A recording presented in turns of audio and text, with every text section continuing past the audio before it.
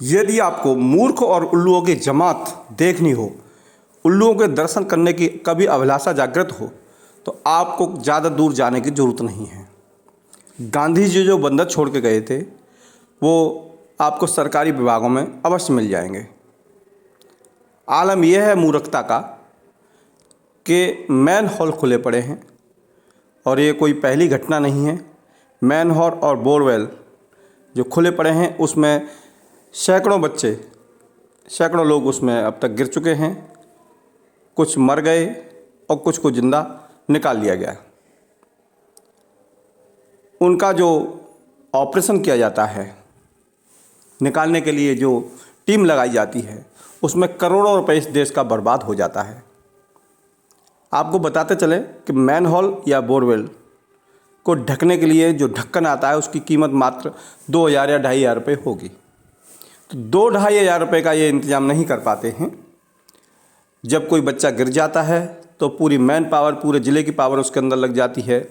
Rescue operation किए जाते हैं, उसमें करोड़ों रुपए इस देश का बर्बाद होता है। तो ये मूर्खों की जमात है, ये तमाशा देखती है। ये वही मूर्ख हैं जो जिस डाली में बैठे होते हैं उसी को काट रहे होते हैं। इनको नहीं मालूम ये पैसा आपका ही है, जनता का ही है, इसको क्यों बर्बाद कर रहे हैं। जो विभाग इसके लिए जिम्मेदार हैं वो वाकई आंख बंद करे हुए बैठे हैं। उनकी आंखों में गहना रोग तो था ही, अब वो कहीं न कहीं अंधता की ओर बढ़ गया है। अब वो अंधे हो चले हैं। उनको नहीं दिखाई देता कि जिस तरह ये मैन होल खुले पड़े हैं, आए दिन दुर्घटनाएं होती हैं, लोग गिर जाते हैं, बच्चे गिर जाते हैं, किसी की मौत हो जाती है, कोई जिंदा बच जाता है, कोई बोरवेल में गिर जाता है, उसको निकालने के लिए तमाम रेस्क्यू ऑपरेशन हुए। ऐसा कई बार हुआ है पूरे देश में, लेकिन इस पर किसी शासन की, प्रशासन की कभी नज़र नहीं गई कि इनको समय से बंद कराया जाए। जिम्मेदार जो अधिकारी हैं, चाहे वो लेखपाल हो या नगर निगम का कोई अधिकारी हो, उस पर कार्रवाई की जाए। बंदर बने हुए देखते रहते हैं, तमाशा देखते हैं कि कभी इस तरह की घटना हो, पूरा देश उसमें जुटे, पूरे देश के लोग दुआ करें। देश के लोग इस बात के लिए तैयार बैठे होते हैं, कोई इस तरह की घटना हो तो वो कैंडल मार्च, कैंडल निकालते हैं। कैंडल की आवश्यकता नहीं है मित्रों। जो मूर्खता का पर्दा आपने ओढ़ रखा है, चादर ओढ़ रखी है, उसको हटाइए, क्योंकि किसी भी सभ्य समाज के लिए ये बहुत घातक है।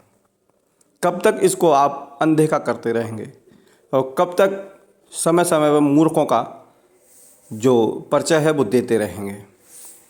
हालांकि ये पत्रकारिता की भाषा नहीं है, लेकिन मजबूरी यह है कि कहीं न कहीं इनके कान पे किसी तरह की जू तो रहेंगे। जू रेंगने की बात छोड़िए, ये करवट भी नहीं लेते। ऐसा लगता है सब ने भांग खाई हुई है, पूरा देश भांग खाए घूम रहा है। तमाम तरह के झंडे उठते हैं, बैनर निकलते हैं, तमाम धरना प्रदर्शन होते हैं, धर्म पर तमाम धर्म युद्ध हो जाते हैं। जनता त्राही त्राही कर रही है, और ये जनता बनी ही त्राही त्राही करने के लिए है, क्योंकि ये सिर्फ और सिर्फ अपना हित चाहते हैं कि ये तो नहीं गिर रहे, ये खुद सुरक्षित रहते हैं, दूसरे गिरे कोई दिक्कत नहीं।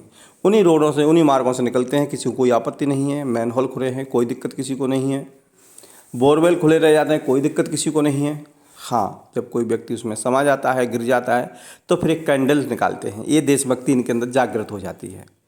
देशभक्ति सिर्फ और सिर्फ इनका एक दिखावा है, ढोंग है, प्रपंच है, नाटक है, इसके अलावा कुछ भी नहीं। एक सभ्य समाज का ये चेहरा नहीं हो सकता है। हमने जो मूर्खता की चादर ओढ़ी है, इसको तत्काल उतार देना चाहिए। पढ़े लिखे होने का, शिक्षित होने का कोई मानक बचता नहीं यदि हम इस तरह की हरकत करते हैं। विभाग तो उनका अपना एक नज़रिया है, कलम है उनकी, और कलम किस तरह चलती है ये सभी जानते हैं। उनकी कलम में बड़ी ताकत है, ये भी सभी जानते हैं। वो बंदर को गधा और गधे को बंदर बना देते हैं। ये अधिकारियों की कलम में ताकत होती है, और ये अधिकारी कोई अनपढ़ नहीं होते हैं, ये IAS PCS करके आते हैं। इनका जो बुद्धि विवेक है वो पंचवर्षीय डाकू अर्थात नेता, उनके चप्पल जूते उठाने में ख़त्म हो जाता है। जी हजूरी करने में ये अपना पूरा कार्यकाल व्यतीत कर देते हैं। ये पंचवर्षों के जो डाकू हैं उनके निजी गुलाम बन के रह जाते हैं। जनता के हित से इनका कोई ज़्यादा लेना देना नहीं है। इनको यदि चप्पल जूते उठाने से फुर्सत मिल जाए, नेताओं की जी हजूर से फुर्सत मिल जाए, तो ये जनता के लिए सोचें। मूक बधिर बने हुए, गांधी के बंदर बने हुए विभागों में बैठे रहते हैं। नेता कोई आता है तो पसीना इनके माथे पर होता है, दौड़ लगाने लगते हैं। आम आदमी इनके लिए सिर्फ फुटबॉल है। आम आदमी को अपना कार्य कराना हो तो ये फुटबॉल की तरह उसको लात मारते रहते हैं, कभी इस विभाग में, कभी इस ऑफिस में, कभी उस ऑफिस में। काम नहीं होता है।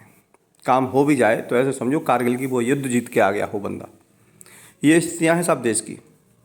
ये पढ़े लिखे लोगों का देश है, शिक्षित लोगों का देश है। हमने रामराज की कल्पना की थी तो रामराज के तो आउटर पे देश खड़ा ही है, धर्मवाद में चल रहा है। कुछ दिन में रामराज आ भी जाएगा, लेकिन इनकी मानसिक स्थिति कभी नहीं बदलेगी। इस पर चेतना पड़ेगा, समझना पड़ेगा कि जो छोटी छोटी घटनाएं ये बड़ी घटना में तब्दील हो जाती हैं, करोड़ों रुपए देश का बर्बाद हो जाता है।